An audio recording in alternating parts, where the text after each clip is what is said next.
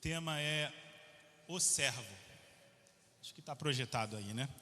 E eu gostaria de começar já lendo a principal passagem para as nossas pretensões de hoje, Isaías capítulo 53, versículos 7 ao 8. Isaías 53, 7 e 8 diz assim: Ele foi oprimido e humilhado, mas não abriu a boca. Como cordeiro foi levado ao matadouro, e como ovelha muda diante dos seus tosqueadores, ele não abriu a boca. Pela opressão e pelo juízo ele foi levado, e de sua linhagem quem se preocupou com ela? Porque ele foi cortado da terra dos viventes, foi ferido por causa das transgressões do meu povo. Meu Deus, eu te peço, Pai, que o Senhor abra nossos olhos para que nós entendamos a maravilha das tuas revelações e possamos ver através dessa passagem e de outras que vamos ler nessa manhã a beleza de Jesus Cristo. Em nome de Jesus, amém. Gente, eu queria fazer uma pergunta a vocês. Vocês entenderam o que acabaram de ler? Há cerca de 2000 anos atrás, um homem estava lendo essa mesma passagem, esse mesmo trecho que a gente leu, e alguém lhe fez a mesma pergunta que eu fiz a vocês hoje. Você entendeu o que acabou de ler? E a resposta daquele homem foi não. Essa história está em Atos capítulo 8, vai do versículo 26 ao 40, quem quiser pode ler posteriormente. Mas esse homem, assim como muitos de nós, muitas vezes na nossa vida, ele se viu em uma dificuldade para interpretar um texto bíblico. E Lucas, o escritor de Atos que narrou essa história, nos informa que esse homem era um eunuco. O eunuco é o homem que foi submetido a uma castração, a uma remoção dos seus órgãos reprodutores, ao testículo, ao pênis ou ambas as coisas. Quando a gente pensa em um homem eunuco, em um homem castrado, a gente imagina um homem sem força, sem virilidade, uma pessoa que foi destruída, alguém digno de pena, talvez insignificante. Mas, embora de fato essa castração seja uma coisa terrível, na antiguidade a visão que se tinha a respeito dos eunucos era completamente diferente. Os eunucos eram pessoas poderosíssimas, estimadas. Frequentemente os eunucos ocupavam lugares de alta importância e confiança nos grandes impérios de então. Por vezes eles eram responsáveis por cuidar da família real, cuidar das mulheres, do rei, das suas filhas, porque a sua condição física, obviamente, tornava nulo o risco dele se envolver sexualmente com alguma daquelas mulheres e então levar a uma gravidez indesejada. Mas eles também eram, muitas vezes, conselheiros reais ou pessoas que cuidavam dos tesouros do rei ou então dos tesouros de todo o reino. Como eles não podiam gerar herdeiros, que é a função importantíssima, imprescindível para um rei, a linhagem do rei, a sua descendência, eles não podiam ser reis. E por não poder ser reis, eles não representavam uma dinastia. Não representavam uma ameaça para a dinastia real. Por não ter uma família com a qual se preocupariam, a ideia é que eles não iam agir preocupados com segundos interesses, com interesses pessoais ao administrar o tesouro do rei ou o tesouro do reino. Então, o eunuco da nossa história é justamente uma pessoa muito importante. Ele é um oficial etíope. Ele, como diz o texto de Atos, era responsável por cuidar de todo o tesouro da rainha da Etiópia. Uma espécie de secretário do tesouro, de ministro da fazenda dos tempos de antigamente. O eunuco era um braço da realeza, a um cargo elevadíssimo dentro da estrutura de poder daquele país. Mas apesar de ser alguém importante na Etiópia, uma pessoa que certamente tinha acesso aos lugares mais importantes daquele país, que tinha entrada em qualquer ambiente, em Jerusalém, o eunuco era proibido de entrar no templo.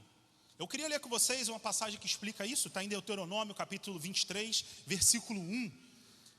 lá na lei do Senhor diz: aquele a quem forem esmagados os testículos ou cortado o membro viril, não entrará na Assembleia do Senhor. Então o eunuco era proibido de entrar no templo.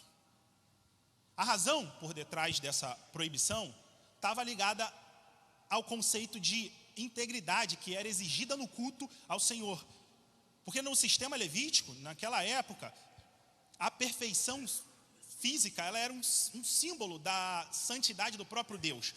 E qualquer defeito, seja ele no animal que seria sacrificado, no levita ou sacerdote que estaria envolvido no sacrifício, ou até no adorador que comparecia ao templo para adorar, tornava essa pessoa, o animal, inapto para o envolvimento no ritual do templo.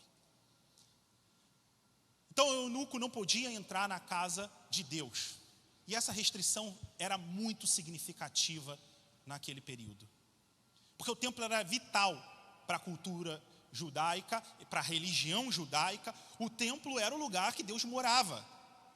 Teoricamente era ali que você ia para encontrar com Deus. Então viver longe do templo era em certo aspecto como viver longe de Deus.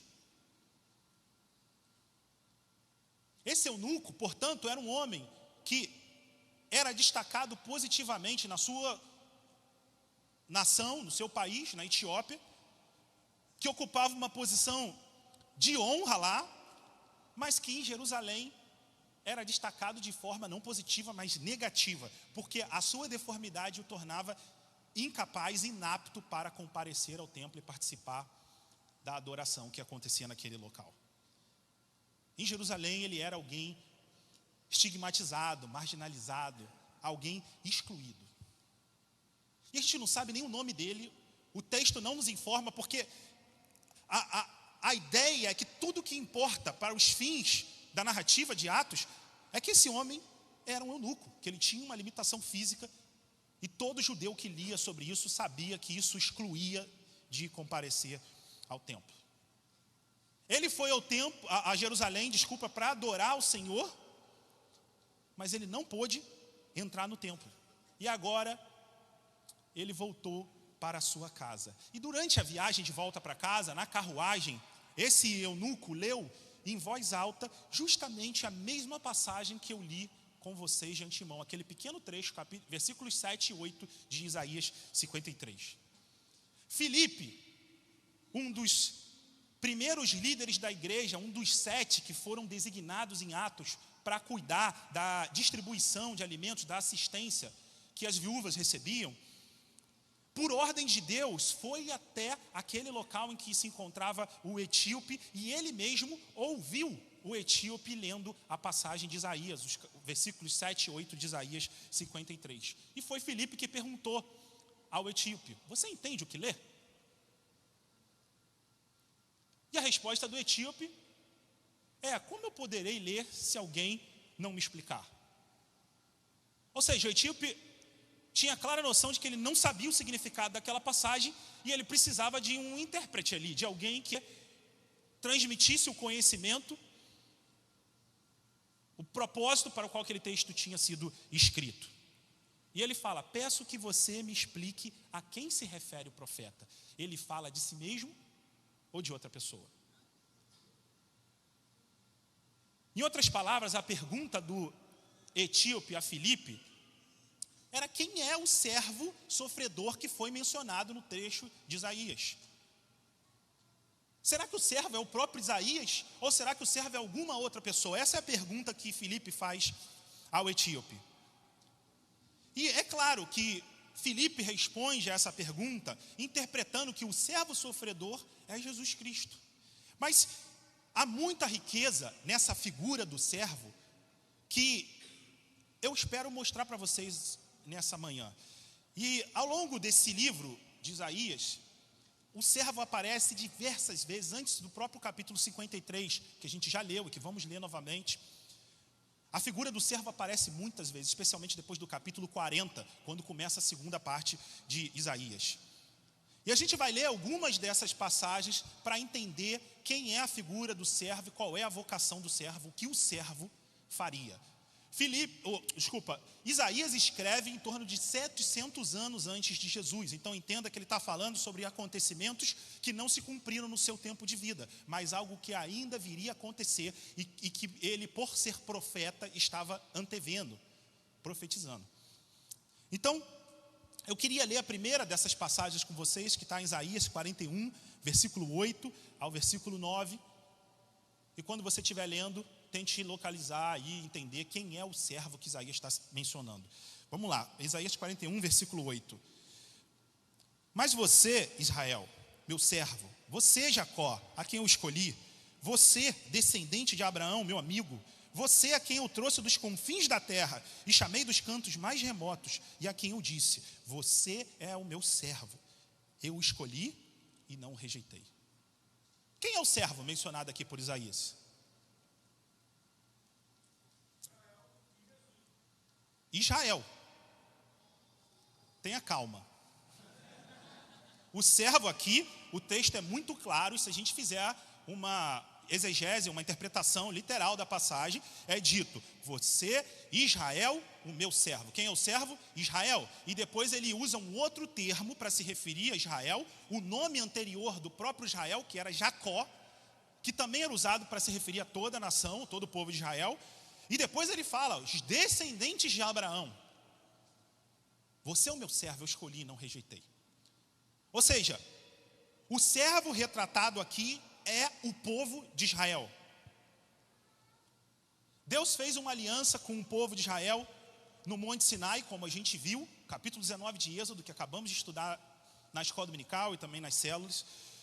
O povo de Israel foi comissionado por Deus para ser luz para o mundo, para abrir os olhos daqueles que são cegos, que não conhecem a Deus, para ser bênção para todas as nações. Eles deveriam ser um reino de sacerdotes.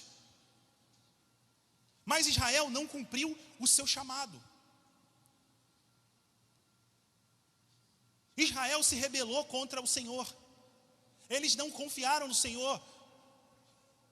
E por isso eles se prostraram diante de ídolos, de falsos deuses, como Baal, como Acera, na esperança de serem abençoados com prosperidade. Eles não confiaram no Senhor, e porque não confiaram no Senhor, fizeram alianças com outros povos, com o Egito, com a Síria, com Síria. Fizeram alianças buscando proteção contra os inimigos mais poderosos que eles tinham. Israel não confiou no Senhor, e porque não confiaram, fizeram alianças por não confiarem, acumularam o máximo de riquezas. Eles não se preocuparam com aqueles que estavam necessitados, marginalizados e excluídos entre o povo. Eles não fizeram justiça ao órfão, justiça à viúva, ao estrangeiro, como Deus tinha dito que deveria ser feito. Eles, como muitos cristãos hoje em dia, falavam a respeito de Deus, se diziam fiéis e tementes a Deus, mas o seu coração era comprometido com outras coisas. Eles falharam em cumprir o seu propósito.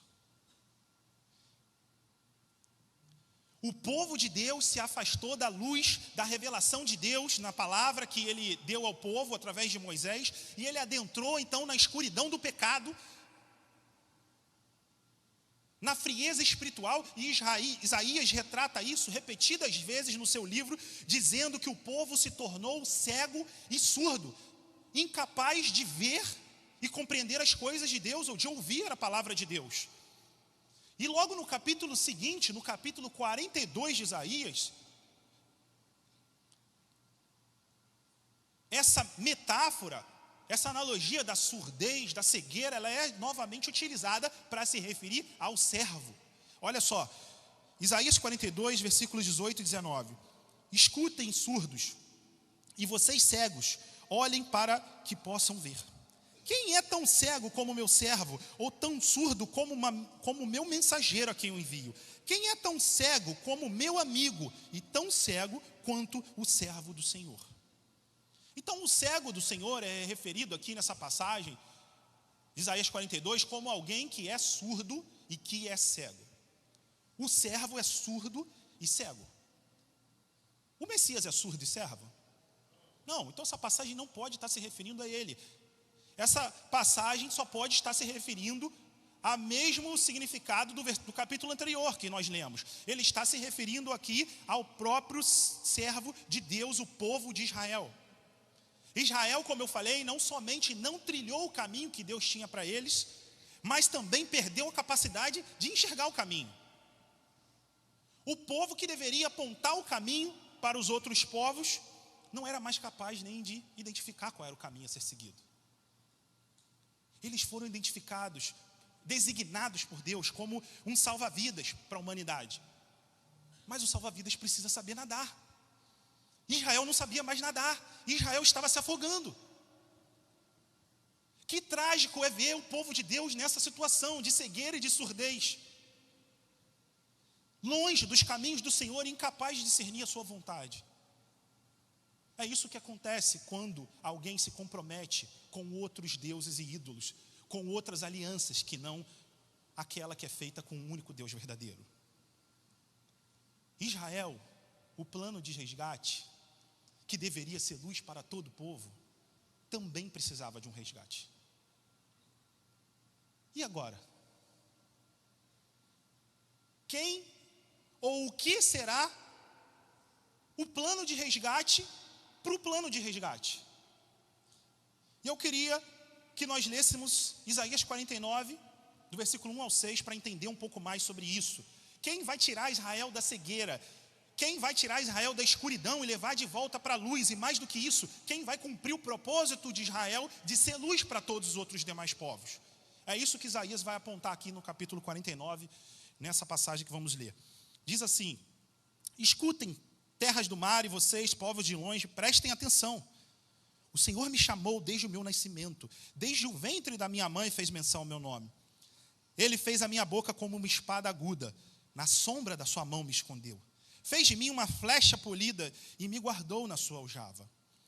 E me disse: você é o meu servo, você é Israel, por meio de quem hei de ser glorificado. Então quem é o servo aqui? Você é Israel. Mas agora repare a mudança. Versículo 4, mas eu disse: tenho trabalhado em vão, gastei as minhas forças por nada e à toa. Todavia, o meu direito está diante do Senhor. A minha recompensa está diante do meu Deus. Mas agora, diz o Senhor, que me formou desde o ventre para ser o seu servo, para trazer Jacó de volta e reunir Israel a ele, porque eu sou glorificado diante do Senhor e o meu Deus é a minha força. Sim, ele diz: para você é muito pouco ser o meu servo para resgatar as tribos de Jacó e trazer de volta o remanescente de Israel? Farei também com que você seja uma luz para os gentios, para que você seja a minha salvação até os confins da terra. Então, olha, ele está falando que o servo é Israel, mas em um determinado momento ele passa a falar que o servo de Israel resgataria Israel. Ou seja, o servo não é mais Israel, mas agora o servo é alguém que vai resgatar Israel. Ele diz: olha, agora diz o Senhor que me formou desde o ventre para ser seu servo, para trazer Jacó de volta e para reunir Israel até ele. Então, qual é o plano de resgate de Deus para o plano de resgate que agora estava perdido? Ou seja, para o povo de Israel, que deveria ser luz para as nações, mas se tornou alguém cego. A resposta de Isaías é que Deus agora vai confiar essa missão a uma pessoa, a um indivíduo no meio do povo, a um representante de toda a comunidade. Uma pessoa vai ser fiel, diferente do povo de Israel que não foi fiel, e ele vai fazer aquilo que a nação de Israel não fez. Ele vai restaurar o povo.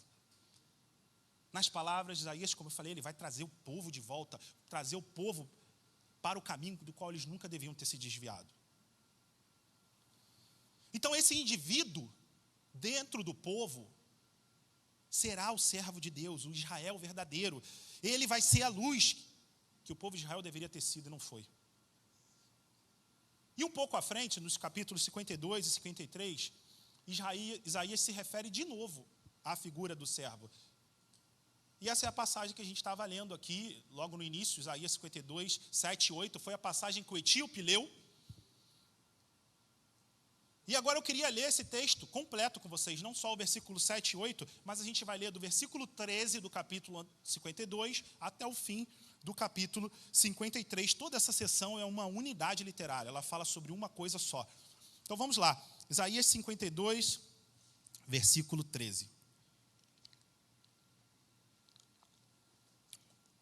Eis que o meu servo procederá com prudência, será exaltado e elevado e será muito sublime. Como muitos pasmaram à vista dele, pois o seu aspecto estava tão desfigurado, mais do que de outro qualquer, e a sua aparência mais que a dos outros filhos dos homens. Assim causará admiração às nações, e os reis fecharão a sua boca por causa dele. Porque verão aquilo que não lhes foi anunciado, e entenderão aquilo que não tinham ouvido. Quem creu na nossa pregação, e a quem foi revelado o braço do Senhor? Porque ele foi subindo como um renovo diante dele. E como a raiz de uma terra seca, não tinha boa aparência nem formosura. E olhamos para ele, mas não havia nenhuma beleza que nos agradasse. Era desprezado e o mais rejeitado entre os homens, homens de dores, e que sabe o que é padecer. E como um de quem os homens escondem o rosto, era desprezado, e dele não fizemos caso. Certamente, ele tomou sobre si as nossas enfermidades e as nossas dores levou sobre si. Nós os considerávamos como aflito, ferido de Deus e oprimido. Mas ele foi transpassado por causa das nossas transgressões e esmagado por causa das nossas iniquidades. O castigo que nos traz a paz estava sobre ele, e pelas suas feridas nós fomos sarados. Todos nós andávamos desgarrados como ovelhas, cada um se desviava pelo seu próprio caminho. Mas o Senhor fez cair sobre ele a iniquidade de todos nós. Ele foi oprimido e humilhado, mas não abriu a sua boca. Como um cordeiro foi levado ao matadouro, e como ovelha muda diante dos seus tosqueadores, ele não abriu a boca. Pela opressão e pelo juízo ele foi levado, e de sua linhagem, quem se preocupou com ela? Porque ele foi cortado das terras dos viventes. Foi ferido por causa da transgressão do meu povo. Designaram-lhe a sepultura com os ímpios, mas com o rico esteve a sua morte. Embora não tivesse feito injustiça e nenhum engano fosse encontrado na sua boca. Todavia, ao Senhor agradou esmagá-lo, fazendo-o sofrer. Quando ele der a sua alma como oferta pelo pecado, verá a sua posteridade e prolongará os seus dias, e a vontade do Senhor prosperará nas suas mãos. Ele verá o fruto do seu trabalho, do trabalho de sua alma, e ficará satisfeito. O meu servo, o justo, com o seu conhecimento justificará a muitos, porque as iniquidades dele levará sobre si. Por isso, eu lhe darei a sua parte com os grandes, e com os poderosos ele repartirá o despojo. Pois ele derramou a sua alma na morte, e foi contado com os transgressores. Contudo, ele levou sobre si o pecado de muitos, e pelos transgressores intercedeu.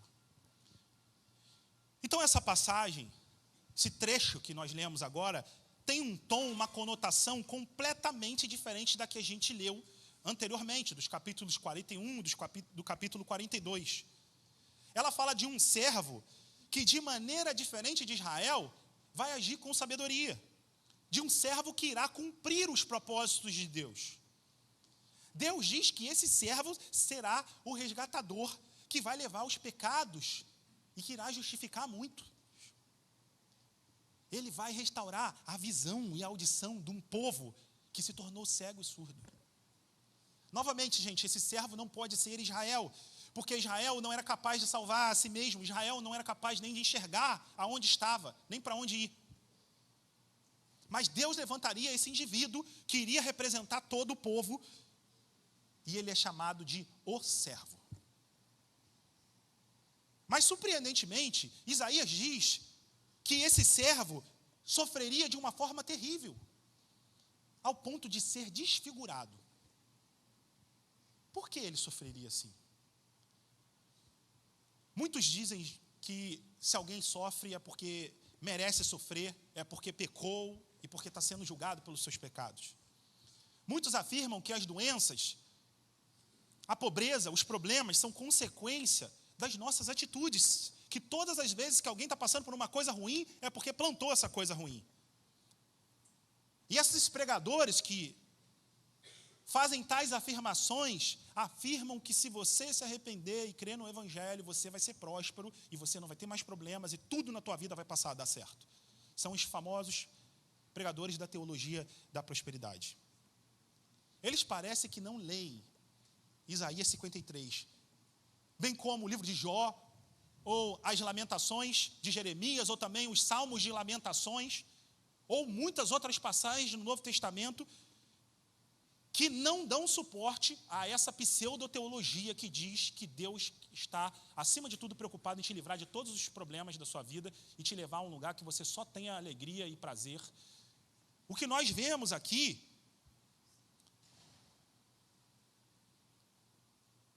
é que o servo, ele sofreria. E porque nos períodos de Jesus, havia muitos que tinham um conceito similar a esse conceito da modernidade, que afirma que as doenças e problemas são causados por pecados. Aquele homem, servo, que sofreria, seria rejeitado. Mas esse sofrimento, Isaías diz, não é consequente aos seus próprios erros. Esse sofrimento é consequente aos erros de outros que ele vai levar sobre si. E tudo isso vai acontecer de forma tão surpreendente, de Isaías, que os reis vão ficar sem palavras. Eles não sabiam o que iria acontecer. O que Isaías está profetizando aqui era algo que quebrava todo o conceito da época. Isaías prossegue então afirmando: quem creu em nossa pregação e a quem foi revelado o braço forte do Senhor? Ou seja, há uma quebra de paradigma aqui. O servo é aquele que sofre, mas ele é aquele que liberta também. Nós estudamos no livro de Êxodo que a mão forte e o braço estendido de Deus estão atrelados aos atos salvadores de Deus no Êxodo. Lembra disso? A gente falou sobre isso aqui. Essa era uma expressão que era usada para se referir ao poder de Faraó, e ela é recorrente não só no livro de Êxodo, mas aparece em diversos outros livros proféticos para falar a respeito da atuação de Deus em salvar o seu povo. A mão forte e o braço estendido do Senhor. Essa é a mão que libertou o povo do exílio. Isaías agora retoma esse assunto para falar sobre um tema que também é recorrente no livro de Isaías, o tema do novo Êxodo. Porque Isaías prevê algo que vai acontecer cerca de 100 anos depois dele. O povo de Israel, por causa das suas infidelidades, seria julgado por Deus na forma do exílio. A Babilônia dominaria todo o território da Judéia e levaria o povo cativo até a região da Mesopotâmia. Isaías profetiza a respeito desse momento que iria acontecer na parte primeira do seu livro.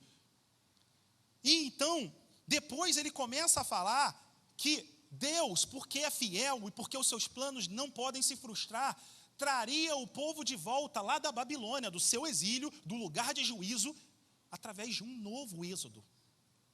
De um novo êxodo que seria tão glorioso a ponto de fazer o êxodo original ser ofuscado.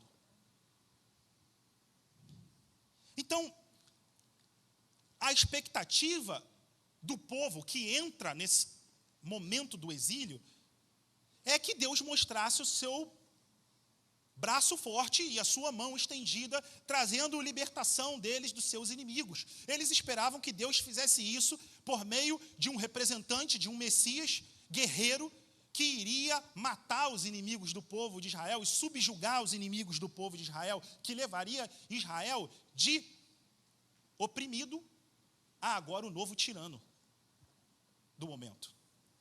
Mas o servo do Senhor tem uma outra vocação. Como a gente viu, Isaías identifica que esse servo não iria destruir os povos, mas esse servo seria a luz para as nações que o povo de Israel deveria ter sido. Não para a perdição, mas para a salvação do povo. E Isaías afirma e dá a entender diversas vezes nessa passagem que ele não vai vir segundo a expectativa das pessoas. Ele não veio segundo as expectativas dos homens. Isaías diz que ele não tinha sequer uma boa aparência. Ele não tinha formosura. Isaías diz, nós olhamos para ele, mas não havia nem beleza nele que nos agradasse. O servo não se parece com o rei. Os reis geralmente são pessoas altas, fortes, bonitas, que sobressaem todo o povo, como a gente vê, por exemplo, no caso de Saul. Mas esse aqui, o servo de Isaías, o servo do Senhor, é alguém de quem os homens escondem o rosto, alguém desprezado. Ele prossegue dizendo, o servo é como uma raiz em terra seca. Quais são as chances de uma raiz se desenvolver e frutificar em uma terra seca, em uma terra desértica? E então a gente chega na parte central do livro. Eu não tenho tempo de falar sobre isso com vocês, mas essa passagem ela é estruturada de uma forma que a gente chama de quiasma. E sempre que há essa estrutura, a porção central é aquela mais importante para o autor. E essa porção central aqui da passagem de Isaías 53 está no versículo 4 ao 6. Eu queria ler novamente eles com vocês, porque eu sei que estou falando aqui muitas coisas e vocês podem perder de vista essa imagem, esse retrato que Isaías está fazendo a respeito da figura do servo. Vamos ler de novo, Isaías 53, versículos 4 ao 6. Certamente ele tomou sobre si as nossas enfermidades e as nossas dores levou sobre si. E nós os considerávamos como aflito, ferido de Deus e oprimido. Mas ele foi transpassado por causa das nossas transgressões e esmagado por causa das nossas iniquidades. O castigo que nos traz a paz estava sobre ele, e pelas suas feridas fomos sarados. Todos nós andávamos desgarrados como ovelhas, cada um se desviava pelo seu próprio caminho, mas o Senhor fez cair sobre ele a iniquidade de todos nós. Então a cegueira, a surdez e todo tipo de enfermidade, Isaías diz, seria levada pelo servo. Aqueles que não veem, passariam a ver, mediante ao ministério do servo. Aqueles que não compreendem, que são surdos, passariam a compreender. Porque o sofrimento do servo é um sofrimento substitutivo. Ele não sofre porque ele merece, mas ele sofre porque ele assume o lugar do seu povo. Ele paga pelos pecados do seu povo, mesmo não tendo nenhum pecado.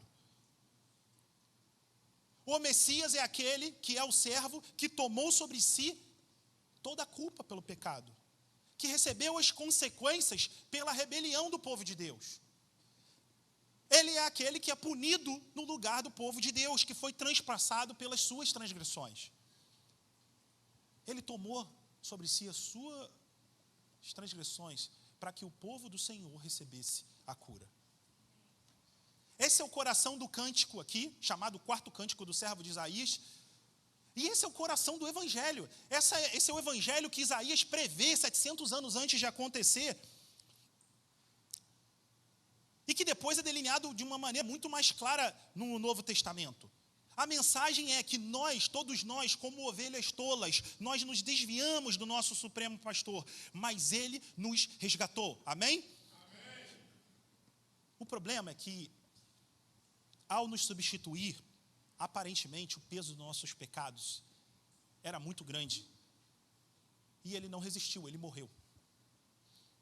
Isaías diz que Ele silenciosamente e voluntariamente foi para a morte como um cordeiro mudo diante dos seus tosqueadores. E agora? Ele salva o povo, mas ele morre. Isaías fala assim, quem pode falar dos seus descendentes da sua linhagem, porque ele morre sem ter filhos, ele morre sem constituir uma linhagem.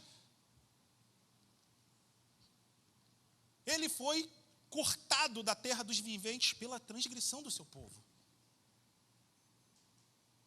Mas é interessante que há uma reviravolta nessa passagem.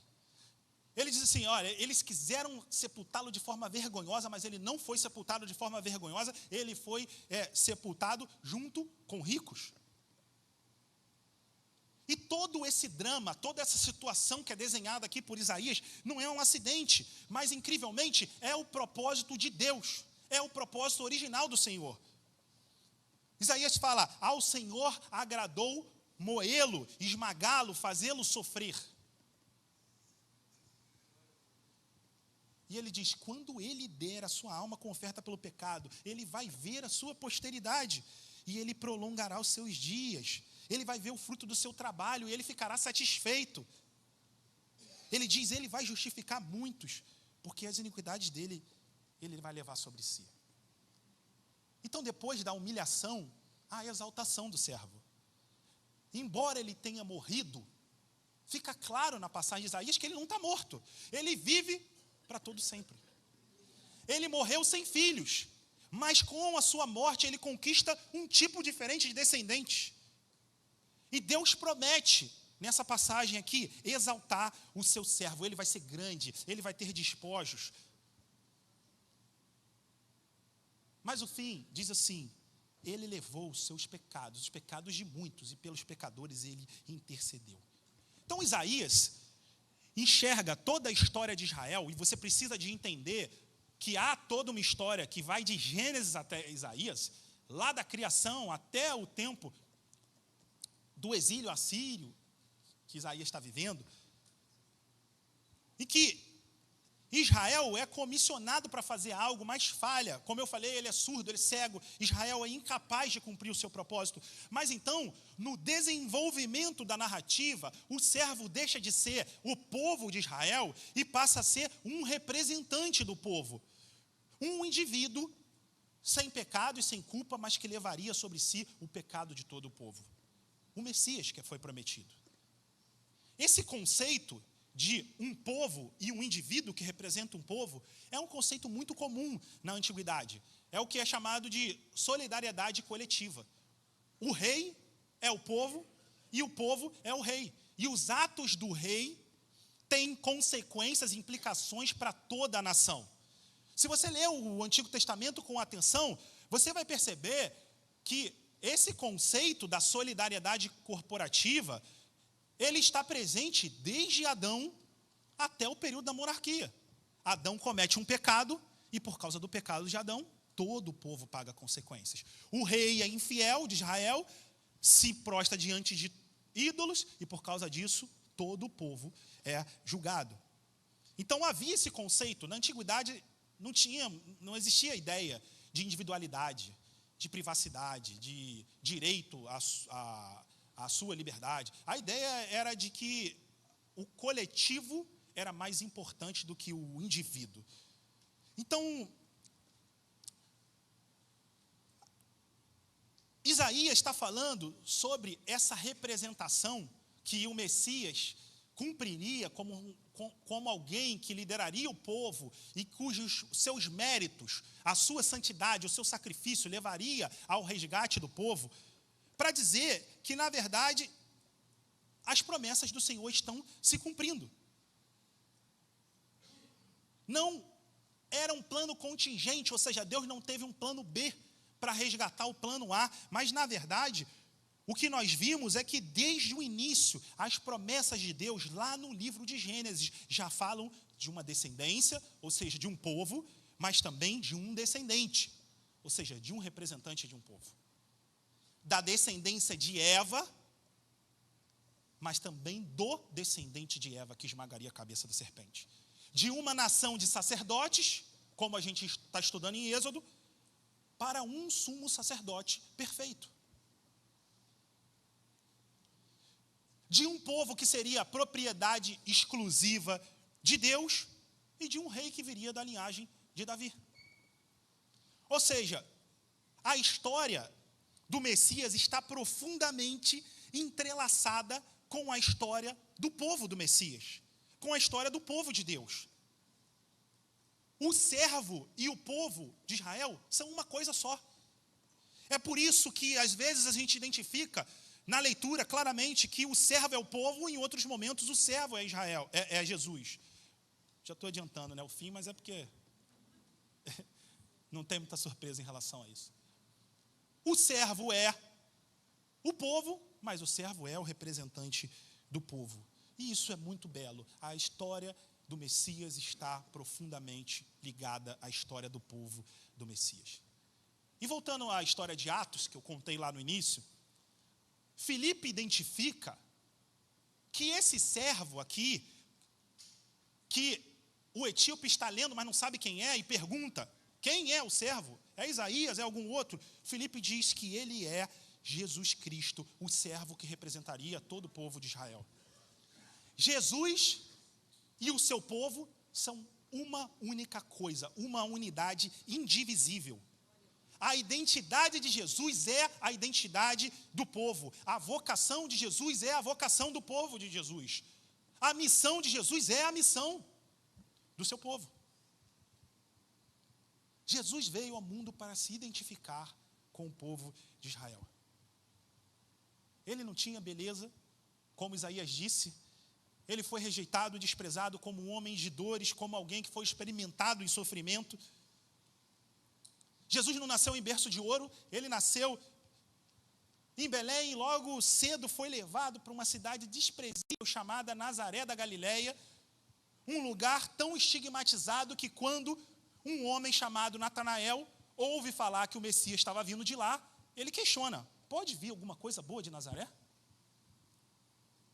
Nazaré era conhecido naquela antiguidade, gente, como um lugar que ficava próximo de uma outra cidade importante, chamada Séforis, e lá servia como um lugar que os romanos iam para fazer todo tipo de coisa ilícita. E Jesus, por esse e vários outros motivos, foi rejeitado, amplamente rejeitado, por todo o povo de Israel. Ele foi rejeitado pelas lideranças religiosas do seu tempo. Chamaram Jesus de bastardo, de alguém que era fruto de uma relação fora do casamento, do matrimônio. Ele foi chamado de comilão, de bebelão, beberrão, ou seja, de um bêbado realmente. Ele foi chamado de endemoniado, e em outra ocasião foi chamado de o pai, o príncipe de todos os demônios, Belzebu. Jesus foi condenado por uma multidão de pessoas que ele veio salvar, uma multidão sedenta de sangue que clamou aos líderes romanos, crucifiquem-no. No momento da cruz, Jesus foi abandonado pelos seus inimigos mais íntimos. Gente que, exceto João, foi se preocupar consigo mesmo, foi salvaguardar a sua própria vida, ao invés de ser fiel ao Messias até a morte. Mas mesmo assim, meus irmãos, apesar de tudo isso, ele tomou as enfermidades do seu povo sobre si.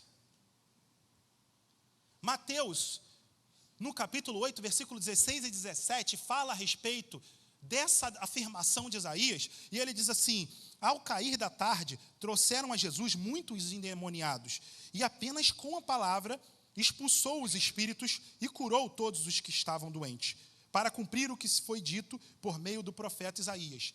Ele mesmo tomou as nossas enfermidades e carregou as nossas doenças. Ou seja, Mateus está vendo Jesus andar e curar e libertar e fazer milagres, e ele está relacionando isso à figura do servo de Isaías. Os exorcismos, as curas, os milagres de Jesus são uma janela entre terra e céu. Elas servem não só para tirar as pessoas de um problema, mas para mostrar o que acontece quando o Messias, quando o servo conduz o seu povo a um novo êxodo, de volta para perto de Deus. Mas além das doenças físicas, Jesus levou sobre si de forma substitutiva os nossos pecados, como foi afirmado também por Isaías. Isaías fala que ele morreu e que especificamente levou pecados de muitos sobre si. E o Evangelho de Marcos, no capítulo 10, versículo 45, registra a seguinte afirmação de Jesus: pois o próprio Filho do homem, se referindo a ele mesmo, não veio para ser servido, mas para servir e dar a sua vida por resgate de muitos. Quem que você acha que Jesus está ecoando nessa passagem? Ele fala sobre o serviço do Filho do Homem. Filho do Homem é um termo messiânico, que se refere ao Messias que é visto lá por Daniel. O que você acha que ele está falando quando ele fala sobre o Messias servir e o Messias dar a sua vida em resgate de muitos? Ele está afirmando ser o servo que Isaías tinha profetizado. E ao levar, gente, o pecado dos pecadores, ele sofreu a ponto de ser desfigurado, ele passou por uma tortura extrema. o seu corpo foi transpassado pelos pregos, a sua carne foi moída pelas chicotadas, pela coroa de espinhos. E assim ele morreu, sozinho em uma cruz, pagando o preço por todos os pecadores. Jesus não merecia estar lá. Eu e você merecíamos estar lá. Ele não merecia estar lá.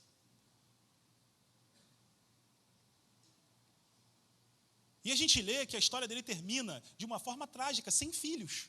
Mas ele veria a sua posteridade, não é? Ele não tem filhos, mas ele passaria a ter filhos. Que posteridade é essa? João, no seu evangelho, capítulo 1, versículos 11 e 12, fala sobre isso. Ele diz que Jesus veio para o que era seu, e os seus não o receberam. Mas a todos quanto receberam, deu-lhes o poder de serem feitos filhos de Deus. A saber, os que creem no seu nome, aqueles que não nasceram segundo a vontade do homem, ou segundo a vontade da carne, mas segundo a vontade de Deus. Então, ao cumprir o propósito de Israel, como representante do povo, Jesus também olha para aqueles que não faziam parte do povo de Israel, daqueles que eram considerados inimigos de Israel. Ele definitivamente, cumprindo as profecias de Isaías, não veio combater os inimigos físicos dos judeus. Os judeus esperavam isso. Eles clamavam por um Messias que viria libertá-los de Roma. Mas Jesus não veio massacrar os inimigos de Israel, ele veio salvar os inimigos de Israel. Ele é a verdadeira luz para os gentios que Isaías viu lá 700 anos antes. E o evangelista João enxerga isso também, e ele diz sobre Jesus: ele é a luz dos homens, a luz resplandece nas trevas, e as trevas não prevalecem contra a luz. Ou seja, o pecado do seu povo, o pecado do povo de Deus, que adentrou em densas trevas, não foi capaz de anular os planos de Deus, porque a luz que raiou lá no primeiro dia da criação é a mesma luz que resplandece sobre as trevas dos nossos pecados. Ele veio constituir uma família, portanto, não só de descendentes de Abraão, não só de judeus, mas de uma descendência de todos os povos. Não só de pessoas perfeitas, mas de gente defeituosa. Não apenas de pessoas que são admiráveis, que têm autoestima entre o povo, mas de pessoas vulneráveis, sofridas, rejeitadas, excluídas. Gente como aquele eunuco. E gente talvez como eu e você. A figura do servo tem um significado muito importante para aquele homem, para aquele eunuco, porque ele ansiava por uma redenção que o tiraria daquela condição marginalizada. Lembra? Ele não podia entrar no templo porque era alguém castrado. Ele ansiava, portanto, por um momento em que ele poderia participar da comunhão do povo de Deus, que ele poderia entrar na casa de Deus e ter um relacionamento mais profundo com Deus. Ele ansiava por uma redenção que é profetizada por Isaías. E eu queria ler com vocês a última passagem dessa manhã, Isaías capítulo 53, e a gente vai ler o versículo 3 até o versículo 5, passagem que está logo depois aí do trecho principal que a gente já leu de Isaías 53, e vocês vão ver o que Isaías profetiza aqui. Ele diz: o estrangeiro que tiver se unido ao Senhor não deve dizer: o Senhor certamente me excluirá do seu povo. Novamente ele está falando que os estrangeiros não seriam mais excluídos, mas agora aceitos pelo Messias, pelo servo. E ele diz: o eunuco não deve dizer: eis que eu sou uma árvore seca. Porque assim diz o Senhor aos eunucos que guardam os meus sábados, que escolhem aquilo que me agrada e abraçam a minha aliança: darei no meu templo e dentro das minhas muralhas um memorial e um nome melhor do que filhos e filhas. Darei a cada um deles um nome eterno que nunca se apagará. Então, para aqueles que são incapazes de entrar no templo de Deus, Isaías prevê um momento em que o Messias inauguraria uma nova era. Agora, aqueles que são defeituosos, que são marginalizados, que estão esquecidos, vão ser recebidos no templo do Senhor. Esses que são incapazes de ter filhos vão receber do Senhor um nome eterno. E em seu ministério, Jesus deu especial atenção a todas as pessoas que se encontravam em uma situação semelhante à do eunuco. Jesus recebe crianças que naquela época eram tratados como se fossem animais. Jesus recebe estrangeiros, liberta estrangeiros, aceita-os como seus discípulos. Jesus acolhe mulheres e aceita ser sustentado por elas, algo que era considerado uma humilhação num período como aquele. Jesus cura leprosos que não podiam fazer parte da comunidade. Ele resgatou os cobradores de impostos que eram odiados como inimigos de Judá. Porque Jesus se importa genuinamente com o ser humano, seja ele quem for. Jesus é a prova que não há ninguém que sofra sem que Deus também não sofra. Viu, tia? Não há ninguém que sofra sem que Deus também não sofra. Ele é aquele que se move de íntima compaixão, que ama cada um dos seus pequeninos. Então, quando o eunuco ouviu a pregação do evangelho, tendo em mente tudo isso que ele estava lendo e que agora estava sendo explicado por Filipe, ele pergunta: o que me impede de ser batizado? E com essa pergunta, meus irmãos, ele queria saber especificamente se a sua condição o impediria de fazer parte do povo de Jesus, da nova comunidade de fé que Jesus inaugurou. Ele pergunta: algo que me impede? E Filipe responde: nada. Porque se antes ele tinha uma condição que o restringia, a sua expressão religiosa, a fazer parte, estar na casa de Deus, agora não mais. Na nova aliança que foi selada no sangue de Jesus Cristo, todos são bem-vindos desde que confiem em Jesus. E então, voltando, Isaías diz que esse servo, depois de morto, veria a sua posteridade. É evidente que ele só pode ver depois de morto se ele não estiver mais morto. A ressurreição de Cristo, naquele domingo, é a prova de que o seu sacrifício em nosso favor foi aceito por Deus Pai. É a prova de que Jesus estava iniciando uma nova criação, uma nova era, em que as pessoas não seriam mais excluídas da casa de Deus, que tanto estrangeiros como deficientes, todos seriam aceitos agora na família de Deus. E agora Jesus está exaltado acima de todo nome, assentado no trono dos céus, porque só Ele é digno. E hoje, eu e vocês, nós, a igreja de Jesus, nós somos chamados para viver a vida de Jesus. Porque, como eu falei, a vida de Jesus é a vida do povo de Jesus. Assim como a história de Israel e do Messias no Antigo Testamento estavam entrelaçadas, a história de Jesus e da igreja estão também extremamente vinculadas no Novo Testamento. De forma que Paulo, tanto em Atos como também em Gálatas, quando ele fala sobre o seu ministério, ele se remete a textos de Isaías 49, que falam sobre a figura do servo.